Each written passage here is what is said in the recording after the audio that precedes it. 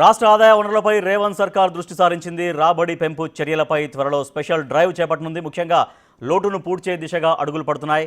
ఇందులో భాగంగా భూముల మార్కెట్ విలువల సవరణకు ప్రభుత్వం సిద్ధమైనట్లు సమాచారం. తొలుత ఓఆర్ఆర్ పరిధిలోని భూముల విలువల పెంపునకు ఆలోచిస్తున్నారు. అయితే ముఖ్యమంత్రి రేవంత్ రెడ్డి సూచనలతో ప్రతిపాదనలు కూడా సిద్ధమైనట్టు తెలుస్తోంది. ఇక కేబినెట్ సమావేశంలో తుది నిర్ణయం వెల్లడి కానుంది.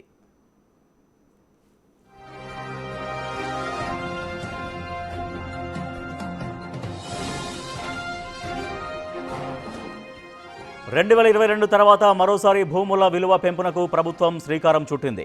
కొన్ని ప్రాంతాల్లో మార్కెట్ విలువలను 2.5 రెట్లు పెంచే యోచన కనిపిస్తోంది. హఫీజ్పేట, కొండాపూర్ వాణిజ్య స్థలాల విలువల్లో పెరుగుదల కనిపించనుంది.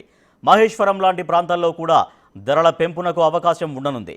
తెలంగాణ రైజింగ్ 2047 పై ప్రజా సర్వేకు ప్రభుత్వం ప్రణాళికలు సిద్ధం చేస్తోంది.